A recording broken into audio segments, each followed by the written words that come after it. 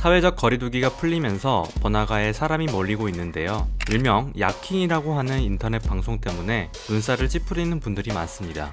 야킹은 야외 부킹의 줄임말로 길거리를 지나는 사람들을 상대로 인터뷰를 요청하는 걸 말하는데요.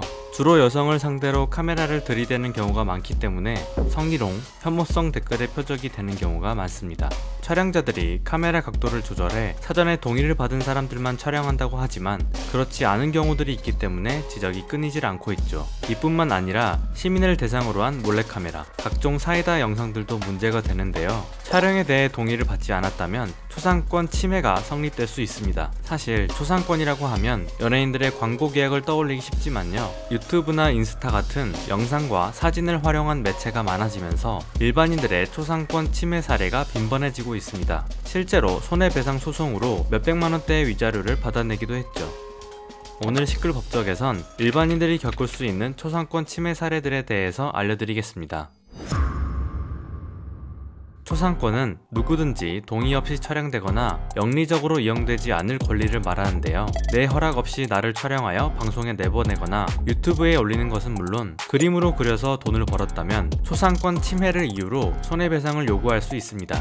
그리고 얼굴뿐만 아니라 팔다리 등 해당 신체 부위만 봐도 인물을 식별할 수 있는 신체적 특징을 촬영하고 이용하는 것도 초상권 침해 범위이고요. 얼굴 사진의 일부를 가려서 이용했다 하더라도 초상권 침해가 될 수 있습니다. 실제로 몇 년 전 판례에서 한 화장품 회사가 자신의 비누 제품을 홍보하기 위해 8살 아이의 얼굴 사진에서 눈만 가린 사진을 신문 광고에 사용했는데요. 화장품 회사 측은 당시 아이가 어리기 때문에 누구의 얼굴인지 널리 알려지지 않았다고 항변해 보았지만 법원은 초상권 침해를 인정했습니다.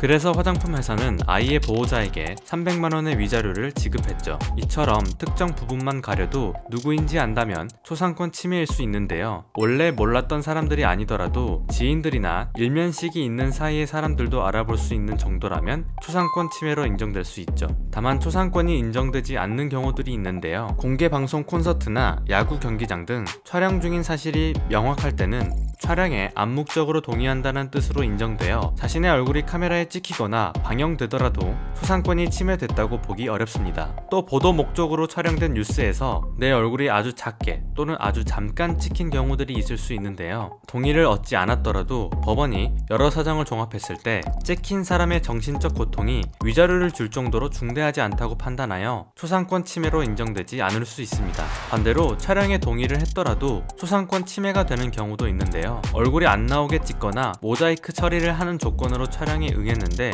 약속을 지키지 않고 방송이 된 경우입니다. 이 약속을 안 지킨 방송 기자가 있었는데 결국 손해배상 소송을 당해 방송사와 기자가 원고에게 각각 300만 원을 지급하게 된 사례가 있죠.